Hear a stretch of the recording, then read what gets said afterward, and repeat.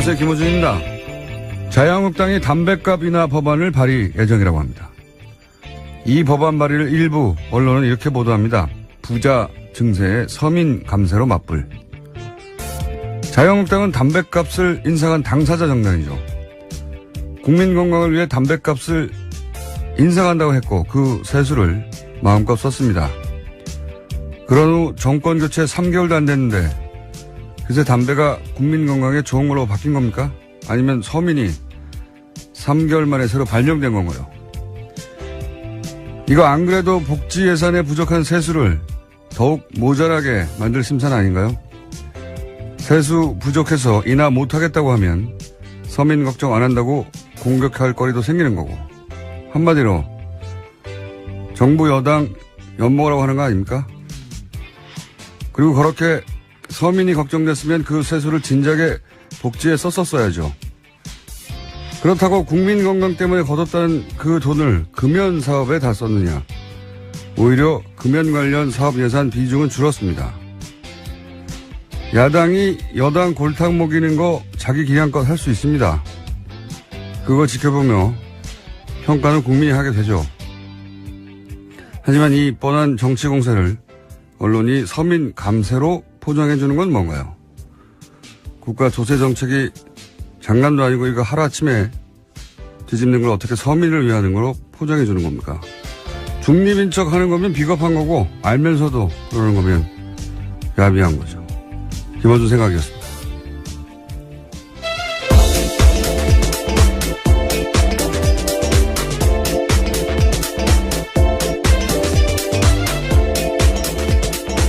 시사인의 김은지입니다.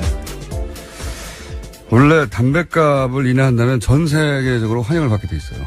전 세계적으로요? 네. 전국적으로가 아니고요. 네. 네. 담뱃값 인하한다고 해놓고 물론 인하한다고 하는 나라는 없습니다. 언제나 올라가지. 하지만 인하한다고 하면 환영받게 돼 있어요. 그 최소한 흡연자들한테는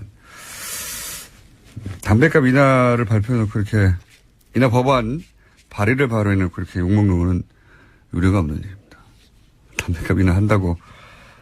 근데 이제 실제 이 법안이 발의되고 나면 또 찬반 여론이 생기긴 생길 거예요. 어쨌든 흡연자들 중에는 이제 싸지면 좋잖아요. 더군다나 더 싼 담배를 서로 만드는 방안을 만든다고 하니까. 실제 인하되기는 뭐 거의 불가능하죠. 예. 이미 그 세수를 기반으로 한 복지 예산을 짰을 테니까요. 예. 복지 예산 안 그래도 부족한데. 그래서 이제 이런 게 나온 거죠. 엿을 드시라고. 네. 새누리당에서 올린 지 얼마 되지 않았습니다. 근데 새누리당 내에서도 조만간 여러 가지 말들이 나올 수밖에 없어요. 이게 워낙 다른 당이 이렇게 한 걸 바꾸자고 할 수는 있어요. 자기 당에서 하는 이야기죠. 자기들이 실제로 집행했습니다. 불과 3개월 전에 3개월 전까지도 유효한 조세 정책인데 이걸 3개월 후에 갑자기 국민 건강을 위해서 했던 거를 이제는 서민을 위해서 이게 설득될 리가 없는데 여하간 앞으로 한동안 제가 보기엔 이거 가지고 논란이 커질 겁니다. 자, 다음 뉴스가 아니라 첫 번째 뉴스는요? 네, 어제 이재용 삼성전자 부회장 재판 있었습니다. 여기에 최순실 씨가 증인으로 나왔습니다. 특검이 신문을 시작했지만 최 씨는 재판장께 할 말이 있다면서 증언 거부권 행사하겠다고 밝혔습니다. 그 이유에 대해서요, 자신은 특검을 신뢰하지 못한다면서 지난번에 갑자기 자기 딸을 데리고 가서 먼저 특검이 증인 신문을 강행했다라고 주장했습니다. 뿐만 아니라 딸로 하여금 자신을 압박하는 제2의 장시호 만들기를 특검이 하고 있다, 이렇게 밝히기도 했는데요. 또 과거의 특검 수사에서 검사가 삼족을 멸하고 손자를 가만히 안 두겠다라면서 옛날 임금도 하지 못한 이야기를 하고 있다 주장하기도 했습니다. 그러자 재판부가요, 그러면 왜 재판에 나왔냐라고도 묻기도 했습니다. 그래서 결국은 뭐 휴정했다가 다시 재개했다가 재개 5분 만에 끝난 거죠. 네. 여러 차례 재개했는데요. 계속 증언을 하지 않아서 심지어 최순실 씨가 이런 주장까지 했습니다. 증언을 거부하는데 자꾸 특검에서 물어보는 건 고역이라면서요. 고문하는 방식으로 해야 하냐라고 반발하기도 했다고 합니다. 딸을 데리고 가서 뭐 어쩌고저쩌고 하는 거. 딸이 먼저 연락했다니까요. 본인이 얘기했잖아요. 그리고 네, CCTV를 봤더니 특검차를 향해 달려가지 않습니까? 특검차로부터 도망가는 게 아니고. 그리고 이제 이 삼종을 멸하고 이건 거짓말이 틀림없다고 저는 검찰을 경험하는 사람으로서 얘기할 수 있는데 요즘 검찰이 이렇게는 안 합니다. 이렇게는 안 하고 이 프레임은 지속적으로 사실은 박근혜 최순실 측에서 주장해왔던 프레임이죠. 그 헌재 판결 직전에 박근혜 대통령 특검과 대면 조사를 한다 안 한다 하려고 했는데 뭘 공개해서 안 한다느니 끊임없이 안 할 이유를 핑계를 댔잖아요. 네, 지난 겨울 한참 씨름이었습니다. 그때 쓰던 수법이에요. 그러니까 그 당시 되돌아보시면 최순실 씨가 어느 날 갑자기 민주주의 특검이 아닙니다 라고 소리치기 시작했고 그다음에 김영재 의원의 부인 박채원 씨가 갑자기 자백을 강요받았다 하면서 과호흡으로 쓰러졌죠. 네, 특검에 대해서 그렇게 주장한 네, 거죠. 특검, 근데 이제 이게 너무 빨리 연기에 들어가가지고 특검이 아직 수사를 안 했는데 자백을 강요, 아직 아무것도 묻지 않았는데 자백을 강요했다고 쓰러졌고. 네, 응급실 가서도 별 문제 없다, 이렇게. 네, 바로 돌아왔죠, 그 다음날. 그리고 서석구 변호사도 당시에 똑같은 주장을 했었어요. 이런 주장들. 그거를 뉴스공장에서 서석구 변호사 인터뷰 직전에 아마 이렇게 나올 것이다. 라고 말해놓고 잠시 후 인터뷰했더니 역시, 예, 똑같은 얘기를 해서. 그 프레임 그대로는 겁니다, 예. 특검 수사에 흠집을 내려고 하는 태도이죠. 강압 수사. 한마디로 말해서 강압 수사 프레임이고, 그래서 정당성도 없고, 위법하다. 지금도 고문하는 방식으로 해야 하느냐, 이런 얘기를 하지 않습니까? 무슨 고문을 하는 방식이에요. 재판관 바로 앞에서 사람들 다 있는 듯 하는데, 네. 네, 포괄적 진술 거부를 할 수 없기 때문에 각각을 물어보는 방식으로서 거부하라고 했지만 그게 고문이라고 주장하는 거죠. 질문을 너무 많이 해서 고문이라는 거잖아요. 예. 말이 안 되는 이야기인데 어쨌든 프레임이 딱 그렇게 잡힌 거죠. 강압적으로 우린 당했다. 그래서 다른 진술들도 그것은 강압에 의한 진술이라고 주장하려고 하는 그런 프레임이고 거짓말입니다. 라고 저는 주장하는 바이고 어쨌든 이재용 부회장 재판이 이제 재판이 아니라 구속 기한이 딱 한 달 남았거든요. 그렇죠? 네, 8월 27일입니다. 그러니까 한 달 남았어요. 그러니까 한 달 후면 만약에 한 달 내에 재판이 끝나지 않으면 일단 석방된 상태에서 이제 구속이 만료되니까. 네, 그래서 지금 맞겠죠. 네, 재판부는 8월 27일 전에 결론 내리겠다라는 태도입니다. 알겠습니다. 예.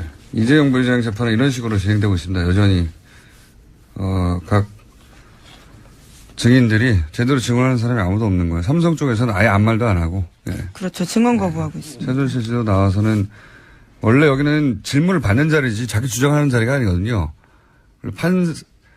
판사도 물을 때가 있어요. 변호사나 검사가 서로 신문하고 반대 신문하고 그런 사이에 자기 답변을 하는 자리지 묻지도 않았는데 이런 얘기를 한 거예요. 지금 특검을 신뢰하지 못하기 때문에 장시호를 만들었고 삼족을 멸하고 막 혼자. 그러면 재판장이 이게 그런 말을 했겠죠. 틀림없이.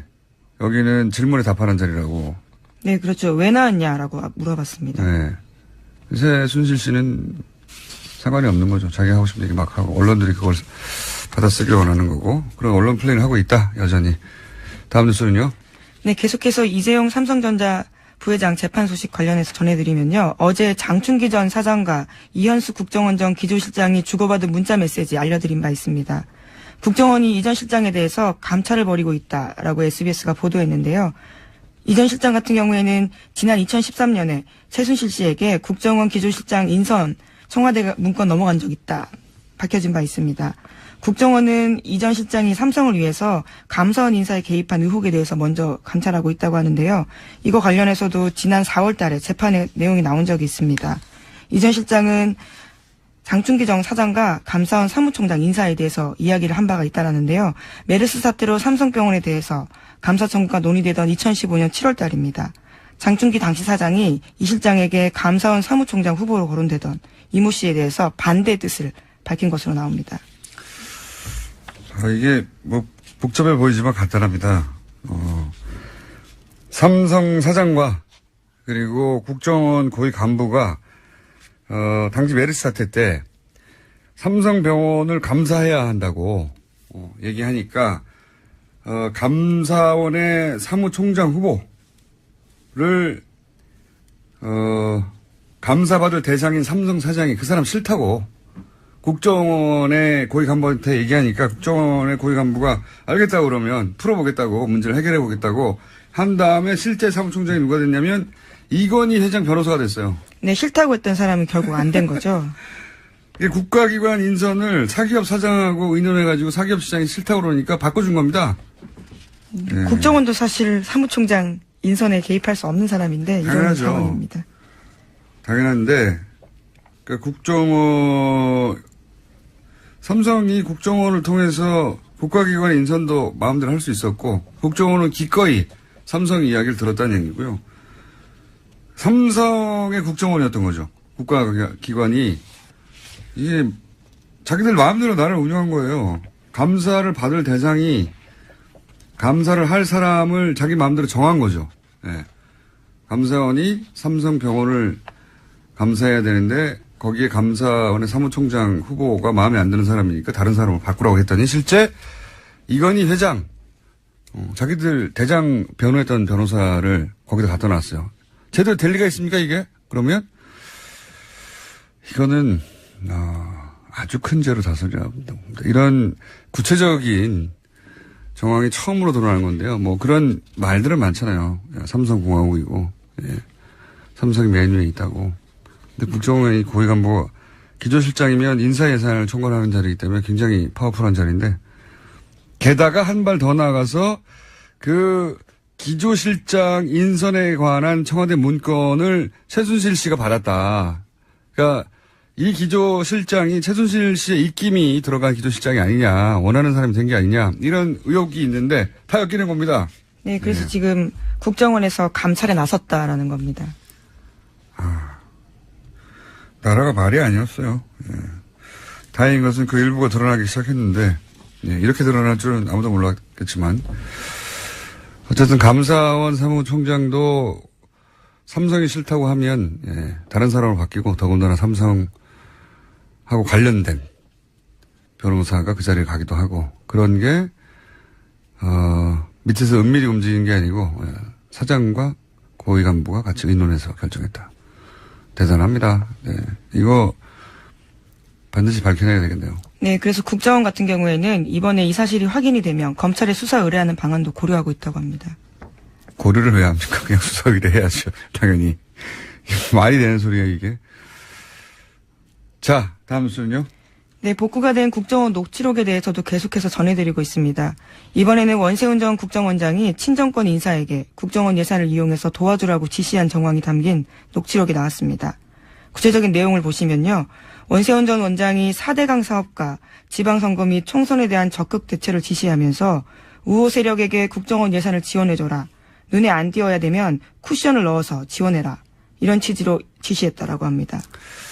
여기서 이제 4대강 사업은 그렇다고 쳐요. 예.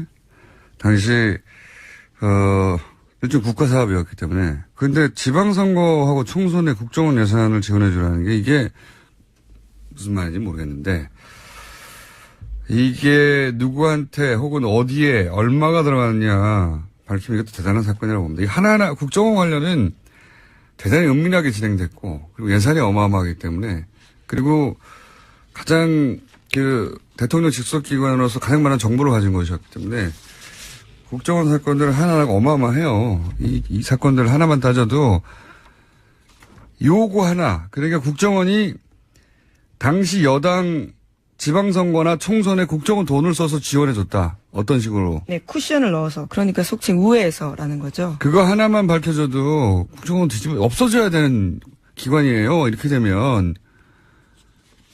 너무 큰 사건들인데 너무 많이 나와가지고 여러 가지가 한꺼번에 별거 아닌 것처럼 느껴질 수 있겠는데 FBI가 예를 들어서 공화당 당선을 위해서 뛰었다. CIA가 돈을 써가지고 공화당 후보들을 당선시켜줬다. 이거 말도 안 되는 거잖아요. 예. 그런 일을 벌이라고 지시를 한 겁니다. 그러면 국정원이 국정원장이 하라는데 싫습니다, 우리는 절대 그럴 수 없습니다. 그랬겠어요?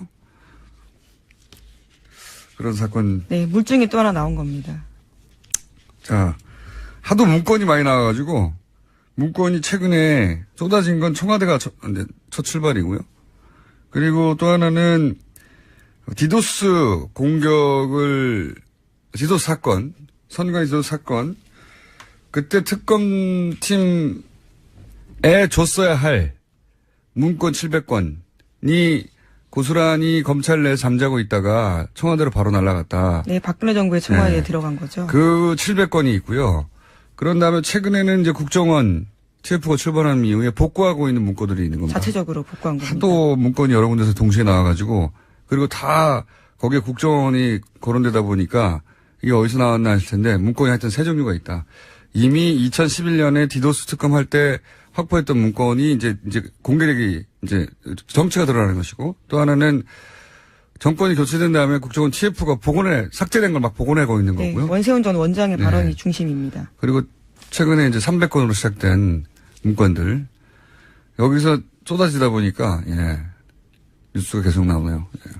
하여튼 그 쏟아지는 가운데 굉장히 충격적인 거거든요. 예. 국정원의 고위 간부하고 삼성 사장이 국가기관의 인선을 자기들끼리 결정했다는 거. 그리고 국정원 예상으로 총선과 지방선거를 도와줬다는 거. 어떻게 도와줍니까? 도대체? 상상이 잘 안 가는데. 도와줬다는 거죠. 이게 국정원 이제 하라고 그랬으니까. 네, 예산을 지원해주라고 했기 때문에요. 돈을 쏜 거죠. 예. 뭘 어떻게 했을까요? 요 세 개 뉴스였는데 벌써 시간이 거의 다 돼요. 제목만 빨리빨리 짚고 넘어가죠. 네, 감사원에서 4대강 네 번째 감사를 하는데 결과가 뒤집힐지 주목이 된다라고 동아일보가 보도했습니다. 2010년 첫 감사에서 예비 타당성 조사에 면제됐었는데요. 이것이 문제가 있다는 취지로 지금 감사원이 다시 보고 있다는 겁니다. 저는 사법부 얘기를 계속 하는데 최근에 사법부도 사법부를 어떻게 연주할 것인가, 사법부가 이상하게 돌아갈 때 도대체 이 얘기를 계속 하는데 여기에는 대법원 사법부의 책임도 있어요. 왜냐면은 당시 이제 소송단을 꾸며가지고 4대강에 반대하던 시민단체와 국민들이 예비 타당성 조사를 생략했단 말이죠. 돈이 20조가 들어가는데 이 돈이 들어가서, 제대로 쓰일 수 있고 제대로 쓰일 만한 사업이고 돈을 투자할 만한 가치가 있는가 이런 조사를 해야 되잖아요. 예, 예비 타당성 조사입니다. 그게. 그런 걸 조사해야 되는 걸 안 했단 말이죠. 4대강은 생략해버렸어. 그냥 돈을 써버렸어요. 그래서 이게 말이 되느냐고 소송을 했는데 당시 결론이 뭐였냐면 예비 타당성 조사는 그러니까 사업 때문이 아니라 예산 편성을 위한 절차일 뿐이다. 별도라는 거죠. 이게 말이 안 되는 겁니다. 예산 편성을 왜 해요? 사업을 하려고 하는 거잖아요. 그러니까 예비 타당성 조사 없이 사업을 하면 안 된다라고 문제 제기를 했더니 최종적으로 대법원이 행정소송에 결론을 내놓은 것은 예비 타당성 조사는 사업하고는 별개고 이게 예산 편성을 하려고 하는 거다. 물론 그게 완전히 틀린 말은 아니죠. 예산 편성을 하려고 하고 예산 편성을 왜 합니까? 예산 편성을 해서 사업을 하려고 하는 거잖아요. 이런 말도 안 되는 형식 논리를 가지고 결국은 4대강 사업 위법하다고 막아달라고 행정소송을 냈는데 사법부가 그냥 당시 이명박 정부가 원하는 대로 답을 내줬어요. 네, 22조나 들어간 사업입니다. 이유가 너무 초라하지 않습니까? 예비 타당성 조사는 사업하고는 별개고 예산 편성을 위한 절차이기 때문에 사업을 막을 수는 없다. 뭐 이런 거잖아요. 이거는 형식 논리는 맞지만 예산 편성을 결국 사업 때문에 하는 건데 예산 편성해놓고 돈 안 씁니까? 이런 이유로 그냥 하게 해줬단 말이죠. 이 질문도 다시 해야 된다. 사법부가 정부의 눈치를 볼 때, 권력을 눈치를 볼 때 어떻게 하는가, 어떻게 해야 되나. 제목 하나 두 개 읽고 가죠. 네, 경찰청에서 박근혜 정부 불법 폭력 시위 단체 목록이 나왔는데요. 여기에는 보수 단체는 하나도 없다고 합니다. 대신에 진보 성향 단체가 57곳이었습니다. 거기에는 세월호 관련된 단체도 포함되어 있다고 합니다. 네. 세월호 단체는 폭력으로 규정해놓고 경찰이 어버이연합, 실제 경찰서장을 두드려 팬 거는 어버이연합이에요. 그런데 거기는 목록이 없고, 뭐 그런 거 알겠습니다. 또 하나 정도 읽고 끝낼 수 있을 것 같습니다. 네, 어제 추정 60분 방영됐는데 화제가 되고 있습니다. 이명박 전 대통령의 아들인 이시영 씨가 마약 스캔들 수사에서 제외됐다라는 주장이 나왔기 때문입니다. 이건 사실 사건 초기부터 있었어요. 예. 당시에, 그 스캔들은 김무성 전 대표의 사위에 그렇죠. 포커스가 맞춰져서 사건이 좀 진행되는 듯 하다 흐지부지 끝나버렸는데, 근데 이게, 김무성 전 대표의 사위 때문에 흐지부지 된 게 아니라, 이명박 전 대통령의 아들 이시영 씨 때문에 흐지부지 된 거 아니냐라고 하는 그런 식의 의혹이 실제 그때 있었죠. 근데 이제 2년 지나고 나서, 이 사건이 이명박 전 대통령 아들 이시영 씨가 연루된 거 아니냐고 하는 의혹이 어제 추정 60분을 통해서 제기됐습니다. 추정 60분이 웬일입니까, 이제. 제기됐고, 그때 이런 얘기도 있었죠. 김무성 전 대표의 사위, A모 씨의 집에서, 주사기에서 이제 DNA가 나왔는데, DNA가, 사위의 DNA가 아닌 제3자의 DNA도 있었다. 그러면 제3자가 누군지 조사하고 제3자에 대해서 이 국가수 DB에 등록해야 된다 얘기가 있었거든요. 근데 국가수 DB에 이 제3자의 그 DNA는 등록을 안 했어요. 그래서 제3자가 누구냐, 도대체. 국가수 DB에서 뺄 만큼. 당시에는 국가수 DB에는 이렇게 복수의 DNA가 있을 때는 등록하는 절차가 없다 그러는데 그 거짓말이었거든요. 거기 있는 건데. 누군가를 뺐어요. 누굴 뺐느냐. 그 얘기가 이제 다시 나오겠죠. 그거가 묻혀있던 사건에 대해 추정 60분이. 네, 검찰이 바둑이 수사한 거 아니냐라는 의혹이 제기되고 있는 거죠. 실제로 김무성 전 대표의 사위는 양형 논란도 있었습니다. 굉장히 가볍게 처벌받았다라는 거죠. 검찰이 항소하지도 않았었고요. 그때 검찰도 항소 안 했고 그때 이제 드러난 마약이 5종류였거든요. 예. 거의 마약 부패였는데 부패 파티에 가까웠는데 근데 그게 연루된 사람이 더 있었다. 전 대통령의 아들이. 예, 이런 의혹이 처음으로 공중파를 탔네요. 예, 여기까지 하겠습니다. 시사인의 김은지였습니다. 감사합니다. 김어준의 뉴스공장은 청취자 여러분을 동력으로 돌아갑니다. 50원의 유료 문자 샵 0951로 다양한 의견 보내주세요. 페이스북 페이지도 열려 있습니다. 페이스북 페이지에 김어준의 뉴스공장을 검색하시면 다양한 방송 내용과 뒷이야기를 보실 수 있습니다.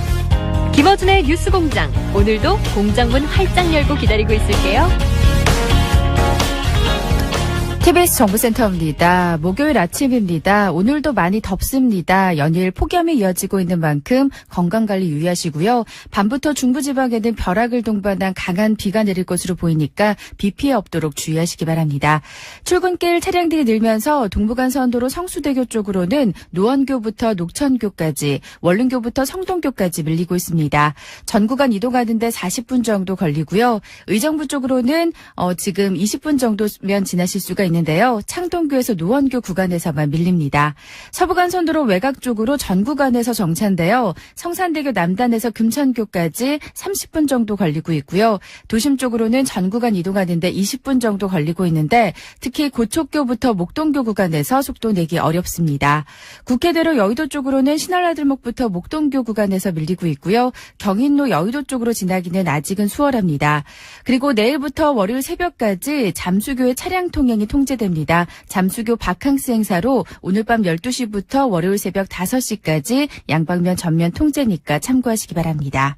TBS 정보센터였습니다. 오늘 경기 어떻게 보십니까? 네, 오늘 경기 아주 기대됩니다. 주거안정의 행복한 수비망은 광교 신도시와 다산 신도시가 더욱 든든하게 책임질 전망이며 따복하우스로 내 집 마련에 성공한 신혼부부 선수들의 가벼운 움직임이 기대됩니다. 말씀드린 순간 살기 좋은 경기 시작됩니다. 네? 선수들 오늘 움직임 아주 좋은데요. 좋아요. 그렇죠. 그렇죠. 경기가 살아나네요. 경기가 뛴다. 시티 디자이너 경기도시공사. 이 캠페인은 살기 좋은 경기도를 만드는 경기도시공사가 함께합니다. 유연석 형아, 우유는 언제 마시는 게 좋아? 그건 말이지. 풍부한 단백질이 파워를 키워주니까 아침 한 잔. 숙면 유도 성분이 꿀잠을 부르니까 저녁 한 잔. 칼슘 듬뿍 키 크는 걸 도와주니까 아침 한 잔. 항비만 성분으로 몸매 관리되니까 저녁 한 잔. 결론적으로 아침 한 잔, 저녁 한 잔.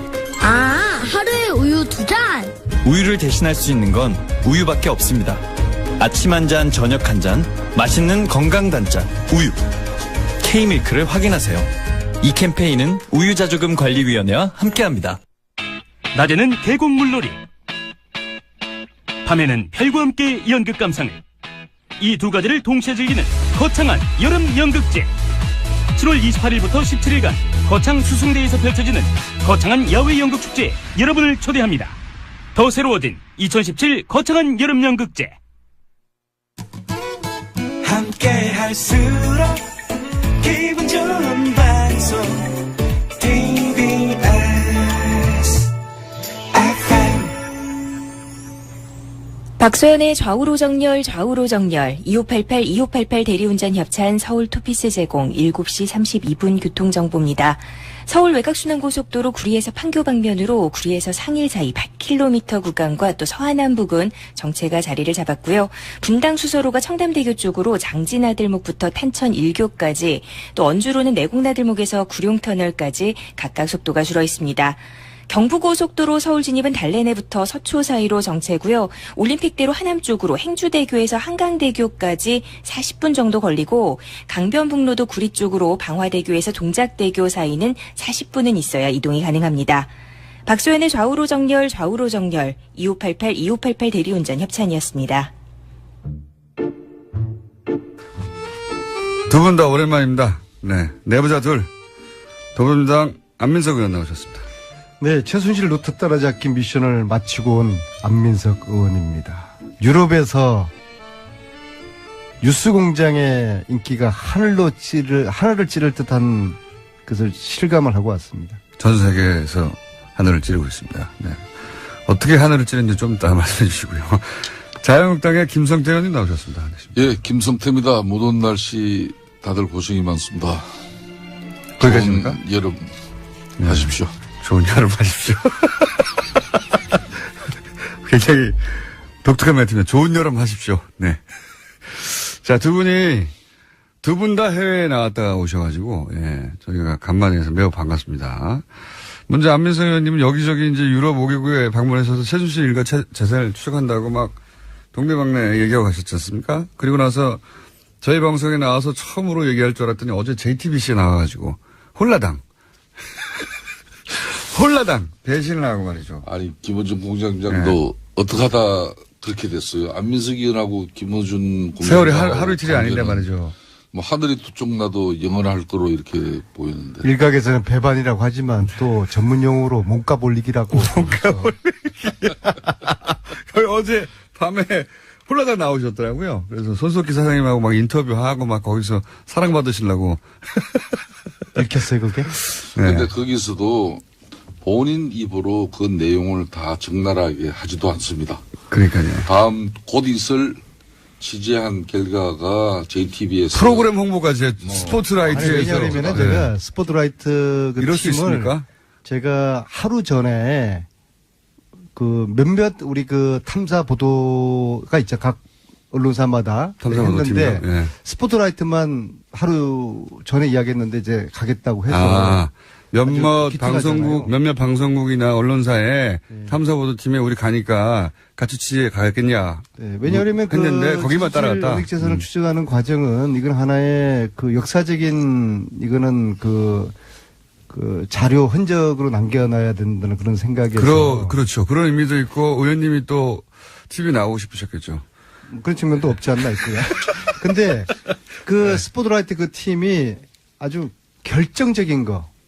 이번 8박 9일 동안에 정말 대박거리 결정적인 거를 스포트라이트 팀이 찾아냈기 때문에 그걸 제가 이야기할 수가 없잖아요. 이번에 가서 근데 이번에 간 목적에 부합하는 어떤 결정적인 거를 결정적인 한방을 의원님이 아니라 스포트라이트 팀이 같이 취재하다가 우연히 딱 발견했어요. 물론 제가 이제 기본적인 정보를 줬지만 그런데 그래서 스포트라이트가 다음 주 목요일 날 9시 반에 해요, 밤에. 그래서 거기 보시면은 자세하게 있는데 단지 홍보까지. 이번에 중요한 사실은요. 네. 최순실 감옥에 있지만은 예. 구치소죠. 최순실의 아직은. 독일 은닉재산 조력자와 그 조직 시스템은 예. 그대로 작동을 잘 원활하게 하고 있고. 아, 그래요? 예, 그리고 재산 처분하고 있는 현장을 저희들이 확인을 했고요. 그러니까 갔더니 최순실 씨의 은닉 재산을 처음에 구축하는 데 도움을 줬던 사람과 시스템은 최순실 씨가 구속되고 박근혜 전 대통령이 구속된 이후로도 여전히 잘 돌아가고 있다. 그럼요. 여전히 잘 변한 게 돌아가고. 없고 특히 아마도 구체적인 물증도 확보하셔서 잘 돌아가는구나. 그럼요. 그게 이제 다음 주 스포트라이트에서 영상으로 소개가 될 것이고요. 특히 제가 JTBC 그들의 홍보를 너무 많이 하시는 거 아닙니까? 아니, 같이 동행을 해줘서 고맙죠. 그리고 참 놀라운 사실은 저들의 내부 제보인데요. 정유라만 있으면 된다. 정유라만 감옥 안 들어가면 된다. 그렇게 말해요? 네, 그럼요. 그 이야기는 정유라에게 창구 열쇠를 넘겼다는 그런 의미로 저는 해석을 했습니다. 정확하게 무슨 뜻인지는 안 물어보셨고 그렇게 짐작하신 거예요? 아니면? 그것은 그 내부자고 그렇게 우리가 정리를 했죠. 정유라 씨만 구속되지 않는다면 그렇죠. 이 재산을 은닉하고 처분하고 하는데 문제가 없다. 그렇죠. 그래서 이걸 우리가 전체 큰 숲을 봐야 되는데요. 네. 최태민이 관리했던 재산. 박정희, 박근혜 그쪽의 재산이 최순실에게 넘어간 거 아닙니까? 네. 그리고 이미 최순실에서 재산은 정유라로 지금 다음 세대로 넘어가고 있다. 다음 세대로 넘어가고 그렇게 있다. 이번에 파악을 한 게 굉장히 이제 의미 있는 거라고 보고요. 그런 짐작이 아니라 그 짐작을 확인시켜주는 내부자. 내부자의 이야기. 이번에 정권 바뀌고 난 다음에 이제 처음 갔거든요. 전체적으로 네 번째 갔지만은 근데 그 내부자들 최순실을 도와줬던 특히 교포들 중에서 파독 광부 출신들 그 어르신들이 굉장히 많은 이야기를 해주셨고 그래서 자세한 이야기는 스포트라이트 보시고 또 특히 다음 주 목요일 날 2시에 이런 걸 해요. 의원님 여기 나와서 그 얘기를 하셨지 자꾸. 아니 교통방송에서 이 서정가의 화제가 있는 베스트셀러들만 골라서 북콘서트를 따로 하는 프로가 있더라고요.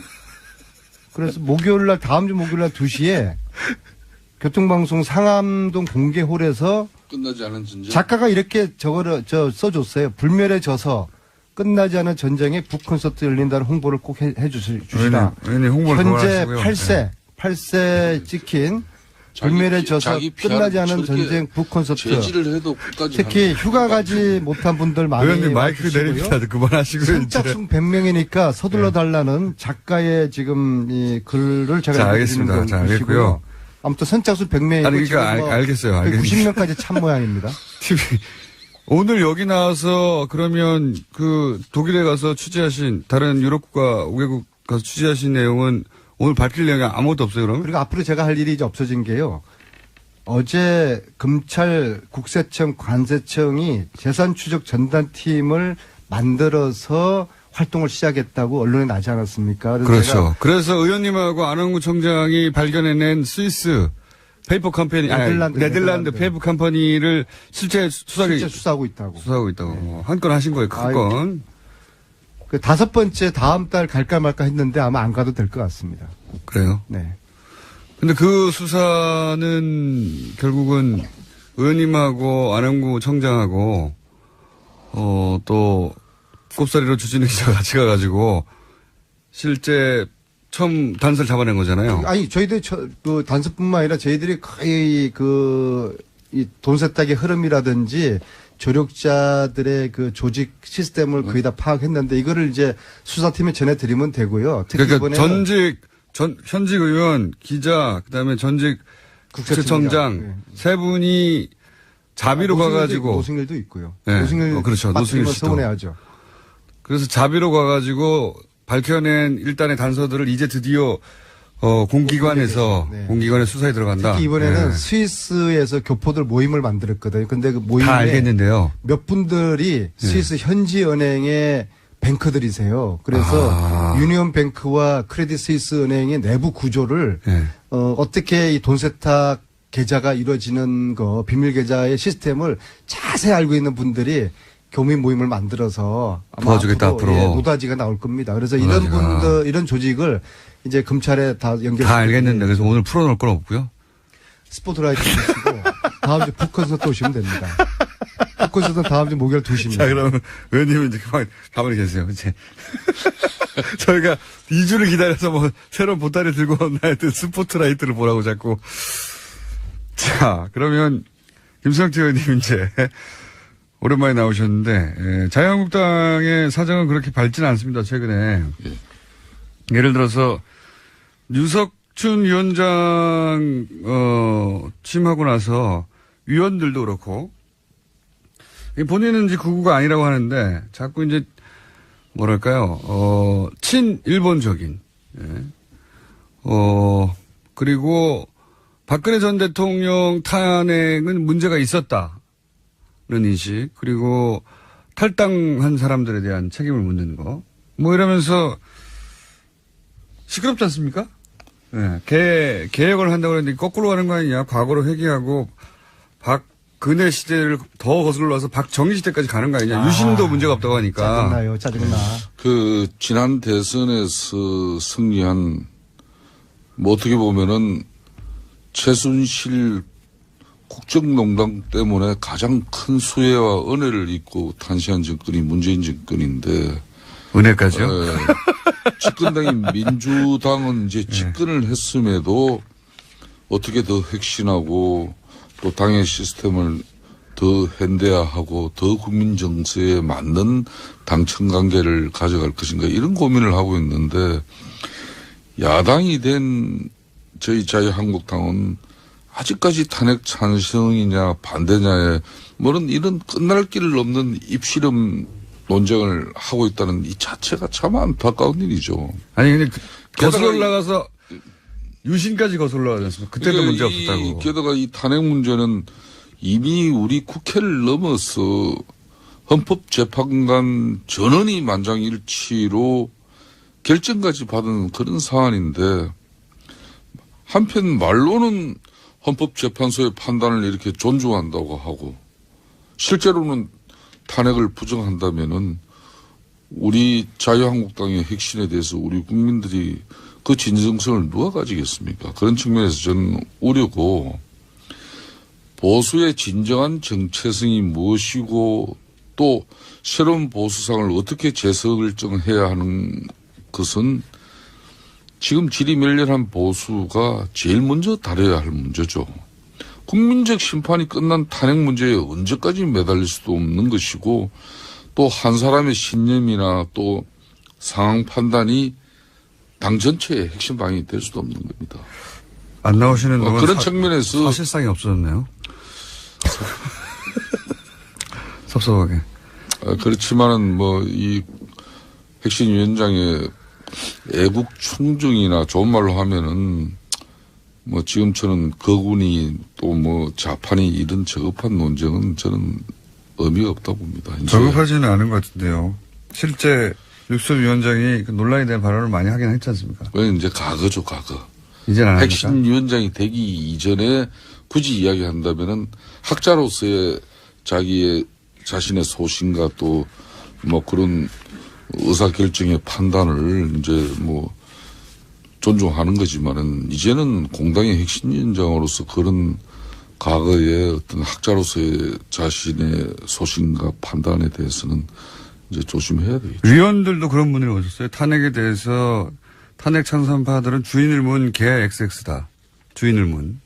이런 표현도 있고 유신도 어쩔 수 없다는 얘기도 하고 혁신위원장만이 문제 아니라 같이 들어온 혁신위원들도 그런 인식을 같이 하는 분들이 모였던데 여하간 이 혁신위원회 구체적인 혁신 방안들이 나오기 시작하면 그 당내에서도 문제가 그러니까 뭐 이런 보편적인 우려 속에 되려 자유한국당이 더 강한 핵심안이 나오고 국민들이 납득할 수 있는 그런 핵심안이 만들어진다 그러면 그것도 센세이션하게 큰 반전을 일으킬 수 있는 거 아닙니까? 다 존중하겠는데 근데 최순실 재산 몰수 특별법은 왜 자유한국당 의원들은 107명 의원들 중에서 딱 한 분만 빼고 나머지 분들은 왜 아무도 서명을 안 하세요? 왜 반대를 하세요? 그게 나오면 나올수록 자유한국당이 불리하겠죠. 안 의원님. 그것 좀 설명 좀 해주세요. 왜 반대하세요? 비록 제가 자유한국당 소속입니다. 자유한국당이나 바른정당에서 공동 발의에 참여하는 유일한 의원이긴 하지만은 당 차원에서 우리가 반대하는 건 아니에요. 그러니까 개인적으로 왜 반대하세요? 자, 저희 당의 아니, 의원님은 심재철 발의 동의하시잖아요. 예. 국회 부의장 같은 사람도 이 법하고 유사한 지금 특별법을 이미 발의했습니다. 발의해가지고 저를 포함해 그것도 제가 또 동의를 했는데 자유한국당과 바른정당의 소속 여러 의원들이 같이 공동 발의가 돼 있어요. 그래서 우리 안 의원님 법안 발의에 참여하지 않았다고 해가지고 그게 비난의 대상이 돼서는 안 됩니다. 법안의 취지에는 다 공감하고 있어요.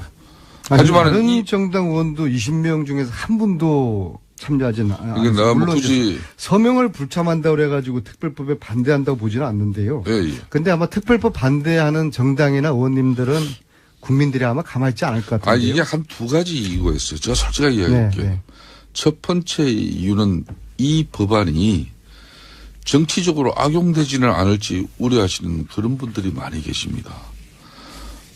두 번째는 어떻게 악용된다는 두 번째는 이게 건가요? 안민석 의원님이 추진하시는 법안이기 때문에 저 법안에 발 잘못 담갔다가 한마디로 폐가 망신하는 사람 여러 봤으니까 그 조심스러운 거예요. 아니 그게 무슨 말씀이세요? 안민석 의원이 누굽니까? 당장 최순실 사태는 제쳐놓고서라도 지난 19대 때 그러니까 국회 교문이 우리 안민석 의원이 간사를 하신 적이 있죠. 그죠? 18대 그거는 뭐 해방 전 이야기고요. 예. 그때도 하여튼 이 상임위인 교문회에서 당시 정부 여당 법안을 모조리 제동 걸어가지고 단 한 건도 처리되지 못하게 한 그런 장본입니다. 그건 뭐 악법이니까. 아마 대한민국이 헌정 역사상 2년 동안 소속 상임위에서 그것도 집권당 법안을 단 한 건도 처리하지 않은 그런 역사를 가진 사람은 아마 전무후무할 겁니다. 그래서 당시에 홍준표 대표가 저를 해방 이후 최악의 불량 간사라고 칭했는데요. 그건 악법을 제가 막은 거고요. 그거 하고 최순실 재산 몰수 특별법은 이게 여야가 따로 있는 게 아니라 진보 보수가 따로 있는 게 아니라 이거는 대한민국의 부정부패를 척결한 법이고 대한민국의 정의를 바로 세우자는 법인데 왜 오늘 제가 이제 그 발의를 할 겁니다. 이제 더 이상 한 달 동안 제가 이 서명용지를 돌렸는데 더 이상 기다릴 수가 없어요. 그래서 지금 현재 보면은 물론 저희 당 의원들도 18명이 서명을 안 하셨어요.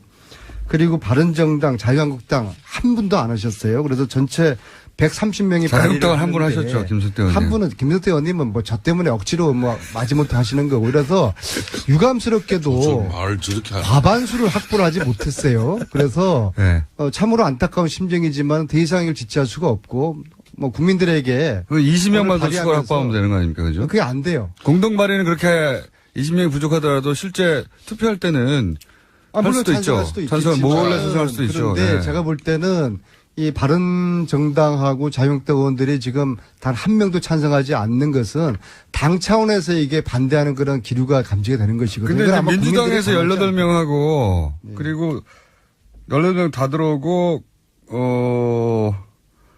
바른정당에서 한 2명 정도만 더 추가되면 가능한 거 아닙니까? 그게 산술적인 문제가 아니라요. 이게 법사위 소속 법안이거든요. 법사위에 올리지를 않을 거예요. 올린다 할지라도 시간을 끌겠죠. 안민석 의원께서 말씀을 합니다만은 이게 많은 동료 의원들이 법안 발의에 참여하지 않았다고 해가지고 이걸 그 의원들에 대한 헌법적 개개인이 헌법기관인데 이 문제 이제 조금 전에 이야기를 했지만 법안의 세부 내용에 있어서도 이견이 많이 있어요. 그동안 공찰에 저도 공청회 2번이나 참여를 해봤습니다만은 그때도 제기됐던 이 소급 입법 문제나 또 이 명확성의 원칙에 그런 좀 어긋나는 개념들, 또 과도한 그 적용 범위, 가령 최순실 이 국정농단에서 은닉 재산, 그러니까 부정축제 재산이 가령 1,000억이다, 500이다, 이게 딱 드러나면 그걸 한송하면 되는데, 지금 그게 일청치 않아요. 그러니까 문제가 좀 있다. 법안이 완전하지 않고. 예. 이렇게 제 어떤 4차례나 공청회를 한 제 법안에 대한 이렇게 흠집 내기 하는 건 유감스럽고요. 아니. 이 특별법 반대하는 정당은 아마 국민들로부터 당 해체 요구까지 직면하게 될 것으로 그러니까 그런 내가 걱정이 드리는 돼요. 말씀은 안민석 의원께서 이게 안민석 의원 마음은 이 정말 정의로운 법안에 국회의원 전원이 참여해 주길 바라는데. 저는 이해가 안 돼요. 그게 이루어지지 못하니까 또 이제 알겠습니다. 안민석 의원 특유의 지금 이제 걸리면 물고 이게 자유한국당 바른정당 전체 합쳐서 127명인데요. 자, 이거는 그 중에서 여기까지 하고요. 126명이 서명하지 않았다는 건 의원 의지가 아니라 다른 야당 이런 반대 기류가 분명히 담배값 얘기하죠. 담배값 다른 얘기죠. 야당 의원들 저 무릎 듣지 마세요. 요건 앞으로 더 할 기회가 국민들이 있으니까 가만히 있지 않을 겁니다. 두 분 오랜만에 나오셨으니까 뉴스공장 청취자들이 가만히 있지 않을 담배값이나 얘기해 보죠. 이거 어떻게 된 겁니까? 담배값은 다른 그 프로에서 다 이야기하는 건데요. 담배값이나 이 지금 최순실 자유한국당이 주장할 수 있는 내용은 아니지 않습니까? 이게 담배값 인하가 반길 사람도 있긴 하지만 이 담배값 부분은 네. 자유한국당에서 다시 인하 법안을 지금 제출하고 있는데 네. 뭐 그러기 전에 이거는 문제는 분명히 자기 고백해야 됩니다. 이거는 지난번 박근혜 정권 때 담배값 인상은 사실상 처음 나왔어요 오늘. 웬일이 연습하십니까? 정권 차원에서 뭐 세수 정대 목적 외에는 하나도 그러니까요. 달성한 게 없다. 국민 건강과는 무관했다. 아니 그때 금년 정책이라고 그랬잖아요. 예. 그런데 분명한 것은 그 국민들 당시 큰 반대에도 불구하고 국민 이 보건 정책 건강을 위해서는 불가피하게 담배값 인상을 대폭적으로 할 수밖에 없다. 그런 입장에서는 그 결론적으로 잘못된 겁니다. 그동안 많은 시뮬레이션 했지만은 담배값 인상한다고 담배 피우시는 분들이 일시적인 금년은 이루어질지 모르지만은 우리 사회가 스트레스를 해소하고 사회가 안정되고 사회적 격차 불평등을 해소하면은 그런 사회 여건 속에서 담배 피우는 이런 여러 가지 환경이 줄어들게 되는 건데. 실제 흡연율은 안 떨어진다는 걸 알기 때문에 올린 거 아닙니까? 그래서 담배값 인상으로서 거꾸로 세수정대만 된 거고. 금년 정책 일환이라는 거는 사실 새빨간 거짓말이었고요. 당시에 세수 확보를 위해서 부자들보다도 만만한 서민들 호주머니 틀겠다는 서민 정세였고요.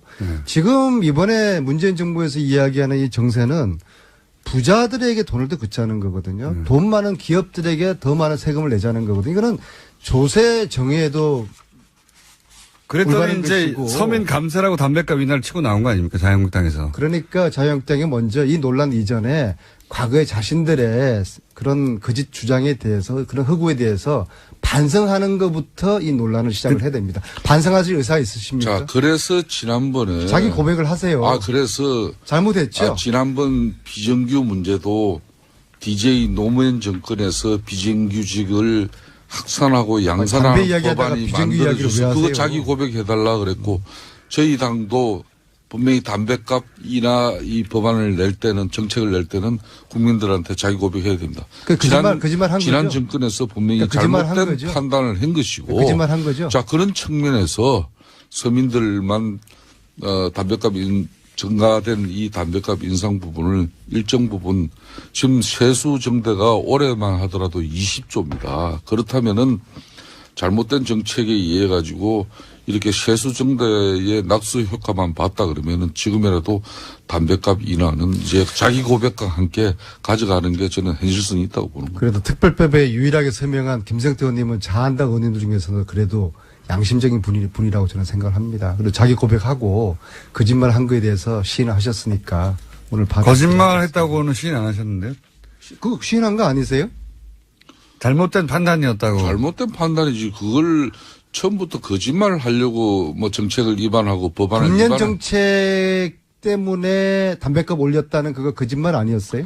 그 부분은 잘못된 정책의 판단일까요. 그러니까 그거 그냥 살짝 담배값 올려가지고 국민 건강 그러니까 금년 인구를 갖다 늘릴 수 있겠다. 이런 줄일 수 판단은 있겠다. 잘못됐, 줄일 수 있겠다. 이런 거는 잘못됐다는 거죠. 국민들을 속인 잘못된 정책이었다. 그렇게 정리를 해 주시죠. 잘못된 정책적 판단에 의해서 결론은 국가적 세수만 정대됐고 지금 이제 20조의 세수 정대를 가지고 문재인 정권은 이번에 추경 11조를 가지고 일자리 정책을 추경으로 이제 수립했지 않습니까? 이제 나머지 이 담배값으로 추가로 적으로 발생한 세수가 있다면은 다시 원상 회복시키는 게 자기 고백의 진정한 의미 아니겠나. 그런 상당한 반성이 있죠. 그러니까 국민들 속인 거죠. 그렇게 그런 자아적인 판단으로 가져갔어요. 근데 당시에 흡연료를 올렸는데도 안 떨어졌다 해서 정책적 판단이 잘못됐다고. 김호중 공장장. 예. 시간 다 됐습니다. 그런데 정부 여당이 그동안 줄기차게 주장해왔던 김성태 의원? 서민 안민석 의원이었습니다.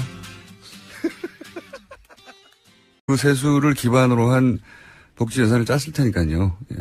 복지 예산 안 그래도 부족한데. 그래서 이제 이런 게 나온 거죠. 엿을 드시라고.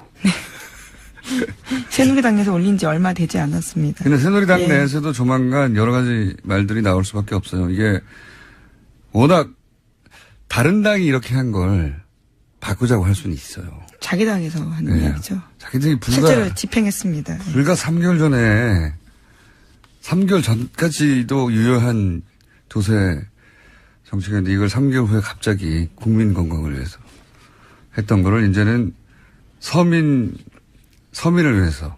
예. 이게 설득될 리가 없는데 여하간 앞으로 한동안 제가 보기엔 이거 가지고 논란이 커질 겁니다. 자, 다음 뉴스가 아니라 3번째 뉴스는요? 네, 어제 이재용 삼성전자 부회장 재판 있었습니다. 여기에 최순실 씨가 증인으로 나왔습니다. 특검이 신문을 시작했지만 최 씨는 재판장께 할 말이 있다면서 증언 거부권 행사하겠다고 밝혔습니다. 그 이유에 대해서요, 자신은 특검을 신뢰하지 못한다면서 지난번에 갑자기 자기 딸을 데리고 가서 먼저 특검이 증인 신문을 강행했다라고 주장했습니다. 뿐만 아니라 딸로 하여금 자신을 압박하는 제2의 장시호 만들기를 특검이 하고 있다, 이렇게 밝히기도 했는데요. 또 과거의 특검 수사에서 검사가 삼족을 멸하고 손자를 가만히 안 두겠다라면서 옛날 임금도 하지 못한 이야기를 하고 있다 주장하기도 했습니다. 그러자 재판부가요, 그러면 왜 재판에 나왔냐라고도 묻기도 했습니다. 그래서 결국은 휴정했다가 다시 재개했다가 재개 5분 만에 끝난 거죠. 네. 여러 차례 재개했는데요. 계속 증언을 하지 않아서 심지어 최순실 씨가 이런 주장까지 했습니다. 증언을 거부하는데 자꾸 특검에서 물어보는 건 고역이라면서요. 고문하는 방식으로 해야 하냐라고 반발하기도 했다고 합니다. 딸을 데리고 가서 어쩌고저쩌고 하는 거. 딸이 먼저 연락했다니까요. 본인이 얘기했잖아요. 그리고 네, CCTV를 봤더니 특검차를 향해 달려가지 않습니까? 특검차로부터 도망가는 게 아니고. 그리고 이제 이 삼족을 멸하고 이건 거짓말이 틀림없다고 저는 검찰을 경험하는 사람으로서 얘기할 수 있는데 요즘 검찰 이렇게는 안 합니다. 이렇게는 안 하고 이 프레임은 지속적으로 사실은 박근혜 최순실 측에서 주장해왔던 프레임이죠. 그 헌재 판결 직전에 박근혜 대통령 특검과 대면 조사를 한다 안 한다 하려고 했는데 뭘 공개해서 안 한다느니 끊임없이 안 할 이유를 핑계를 댔잖아요. 네, 지난 겨울 한참 씨름이었습니다. 그때 쓰던 수법이에요. 그러니까 그 당시 되돌아보시면 최순실 씨가 어느 날 갑자기 민주주의 특검이 아닙니다라고 소리치기 시작했고, 그다음에 김영재 의원의 부인 박채원 씨가 갑자기 자백을 강요받았다 하면서 과호흡으로 쓰러졌죠. 네, 특검에 대해서 그렇게 주장한 거죠. 특검, 근데 이제 이게 너무 빨리 연기에 들어가가지고 특검이 아직 수사를 안 했는데 자백을 강요, 아직 아무것도 묻지 않았는데 자백을 강요했다고 쓰러졌고. 네, 응급실 가서도 별 문제 없다, 이렇게. 네, 바로 돌아왔죠, 그 다음날. 그리고 서석구 변호사도 당시에 똑같은 주장을 했었어요. 이런 주장들. 그거를 뉴스공장에서 서석구 변호사 인터뷰 직전에 아마 이렇게 나올 것이다. 라고 말해놓고 잠시 후 인터뷰했더니 역시, 똑같은 얘기를 해서. 그 프레임 그대로는 겁니다. 예. 특검 수사에 흠집을 내려고 하는 태도이죠. 강압 수사. 한마디로 해서 강압 수사 프레임이고. 그래서 정당성도 없고 위법하다. 지금도 고문하는 방식으로 해야 하느냐 이런 얘기를 하지 않습니까? 무슨 고문을 하는 방식이에요. 재판관 바로 앞에서 사람들 다 있는 듯 하는데. 네, 포괄적 진술 거부를 할 수 없기 때문에 각각을 물어보는 방식으로서 거부하라고 했지만 그게 고문이라고 주장하는 거죠. 질문을 너무 많이 해서 고문이라는 거잖아요. 말이 안 되는 이야기인데 어쨌든 프레임이 딱 그렇게 잡힌 거죠. 강압적으로 우린 당했다. 그래서 다른 진술들도 그것은 강압에 의한 진술이라고 주장하려고 하는 그런 프레임이고 거짓말입니다. 라고 저는 주장하는 바이고 어쨌든 이재용 부회장 재판이 이제 재판이 아니라 구속 기한이 딱 한 달 남았거든요. 그렇죠? 네, 8월 27일입니다. 그러니까 한 달 남았어요. 그러니까 한 달 후면 만약에 한 달 내에 재판이 끝나지 않으면 일단 석방된 상태에서 이제 구속이 만료되니까. 네, 그래서 지금 받겠죠. 재판부는 8월 27일 전에 결론 내리겠다라는 태도입니다. 알겠습니다. 이재용 부회장 재판은 이런 식으로 진행되고 있습니다. 여전히 각 증인들이 제대로 증언하는 사람이 아무도 없는 거예요. 삼성 쪽에서는 아예 아무 말도 안 하고. 그렇죠. 증언 거부하고 있습니다. 최순실 씨도 나와서는 원래 여기는 질문을 받는 자리지 자기 주장하는 자리가 아니거든요. 그리고 판사도 물을 때가 있어요. 변호사나 검사가 서로 신문하고 반대 신문하고 그런 사이에 자기 답변을 하는 자리지 묻지도 않았는데 이런 얘기를 한 거예요. 지금 특검을 신뢰하지 못하기 때문에 장시호를 만들었고 삼족을 멸하고 막 혼자. 그러면 재판장이 이게 그런 말을 했겠죠. 틀림없이. 여기는 질문에 답하는 자리라고. 네, 그렇죠. 왜 나왔냐라고 물어봤습니다. 네. 최순실 씨는 상관이 없는 거죠. 자기가 하고 싶은 얘기 막 하고 언론들이 그걸 받아쓰기 원하는 거고 그런 언론 플레이를 하고 있다. 여전히. 다음 뉴스는요. 네, 계속해서 이재용 삼성전자 부회장 재판 소식 관련해서 전해드리면요. 어제 장충기 전 사장과 이현수 국정원 전 기조실장이 주고받은 문자 메시지 알려드린 바 있습니다.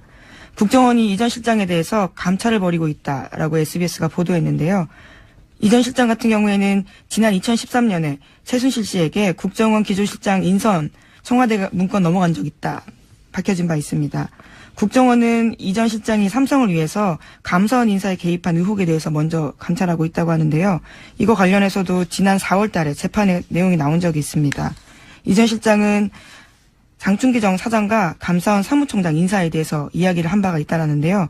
메르스 사태로 삼성병원에 대해서 감사 청구가 논의되던 2015년 7월 달입니다.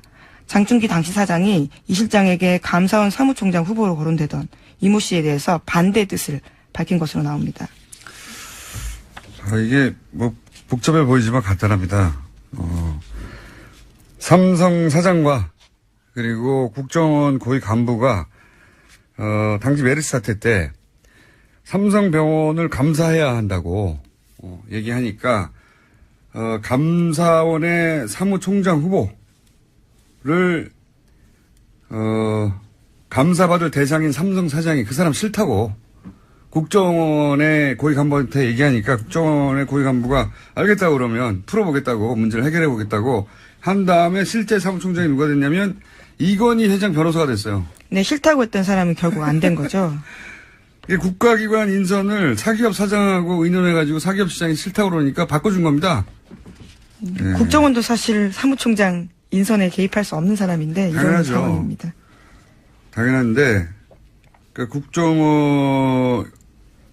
삼성이 국정원을 통해서 국가기관 인선도 마음대로 할 수 있었고 국정원은 기꺼이 삼성 이야기를 들었다는 얘기고요. 삼성의 국정원이었던 거죠. 국가기관이 이게 자기들 마음대로 나를 운영한 거예요. 감사를 받을 대상이 감사를 할 사람을 자기 마음대로 정한 거죠. 네.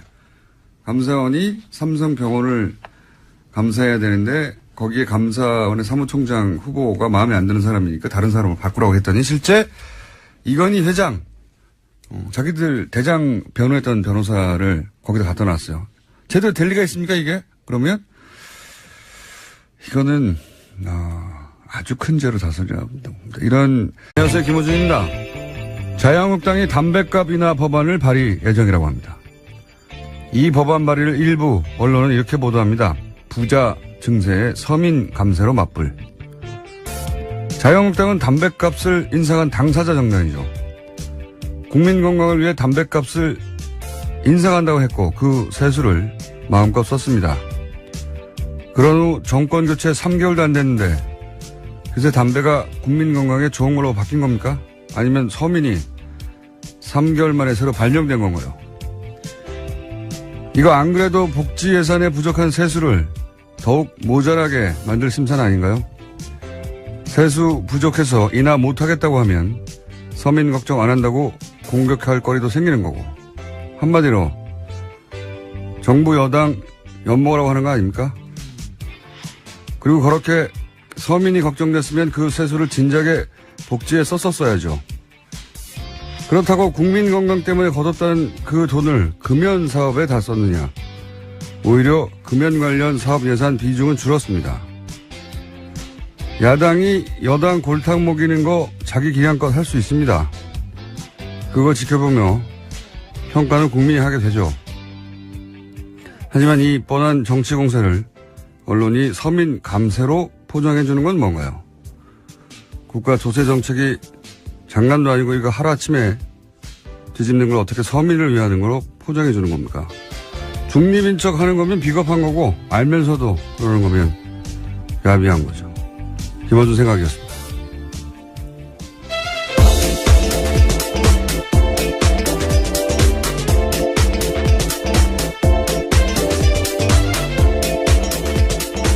시사인의 김은지입니다.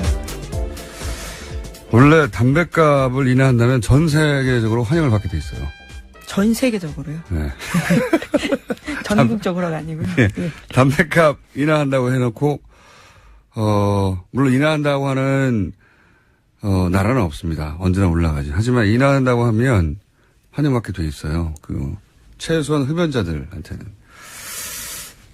담뱃값 인하를 발표해놓고 이렇게 인하 법안 발의를 발의해놓고 이렇게 욕먹는 거는 우려가 없는 일입니다. 담뱃값 인하한다고. 근데 이제 실제 이 법안이 발의되고 나면 또 찬반 여론이 생기긴 생길 거예요. 어쨌든 흡연자들 중에는 이제 싸지면 좋잖아요. 더군다나 더 싼 담배를 서로 만드는 방안을 만든다고 하니까. 실제 인하되기는 뭐 거의 불가능하죠.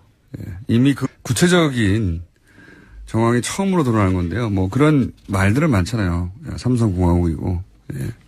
삼성이 맨 위에 있다고. 근데 국정원의 고위 간부가 기조실장이면 인사예산을 총괄하는 자리이기 때문에 굉장히 파워풀한 자리인데, 게다가 한 발 더 나아가서 그 기조실장 인선에 관한 청와대 문건을 최순실 씨가 받았다. 그러니까 이 기조실장이 최순실 씨의 입김이 들어간 기조실장이 아니냐, 원하는 사람이 된 게 아니냐, 이런 의혹이 있는데 다 엮이는 겁니다. 네, 그래서 지금 국정원에서 감찰에 나섰다라는 겁니다. 나라가 말이 아니었어요. 예. 다행인 것은 그 일부가 드러나기 시작했는데, 예, 이렇게 드러날 줄은 아무도 몰랐겠지만, 어쨌든 감사원 사무총장도 삼성이 싫다고 하면, 예, 다른 사람으로 바뀌고, 더군다나 삼성하고 관련된 변호사가 그 자리에 가기도 하고, 그런 게, 밑에서 은밀히 움직인 게 아니고, 예, 사장과 고위 간부가 같이 의논해서 결정했다. 대단합니다. 네. 이거 반드시 밝혀내야 되겠네요. 네, 그래서 국정원 같은 경우에는 이번에 이 사실이 확인이 되면 검찰에 수사 의뢰하는 방안도 고려하고 있다고 합니다. 고려를 왜 합니까? 그냥 수사 의뢰해야죠. 당연히. 말이 되는 소리예요, 이게. 자, 다음 순요. 네, 복구가 된 국정원 녹취록에 대해서도 계속해서 전해드리고 있습니다. 이번에는 원세훈 전 국정원장이 친정권 인사에게 국정원 예산을 이용해서 도와주라고 지시한 정황이 담긴 녹취록이 나왔습니다. 구체적인 내용을 보시면요. 원세훈 전 원장이 4대강 사업과 지방선거 및 총선에 대한 적극 대처를 지시하면서 우호 세력에게 국정원 예산을 지원해줘라. 눈에 안 띄어야 되면 쿠션을 넣어서 지원해라. 이런 취지로 지시했다라고 합니다. 여기서 이제 4대강 사업은 그렇다고 쳐요. 예. 당시, 일종 국가 사업이었기 때문에. 근데 지방선거하고 총선에 국정원 예산을 지원해주라는 게 이게 무슨 말인지 모르겠는데, 이게 누구한테 혹은 어디에 얼마가 들어갔느냐 밝히면 이것도 대단한 사건이라고 봅니다. 이 하나하나 국정원 관련은 대단히 은밀하게 진행됐고 그리고 예산이 어마어마하기 때문에 그리고 가장 대통령 직속기관으로서 가장 많은 정보를 가진 것이었기 때문에 국정원 사건들은 하나하나가 어마어마해요. 이 사건들 하나만 따져도 요거 하나 그러니까 국정원이 당시 여당 지방선거나 총선에 국정원 돈을 써서 지원해줬다. 어떤 식으로? 네, 쿠션을 넣어서. 그러니까 속칭 우회해서라는 거죠. 그거 하나만 밝혀져도 국정원 뒤집어 없어져야 되는 기관이에요. 이렇게 되면. 너무 큰 사건들인데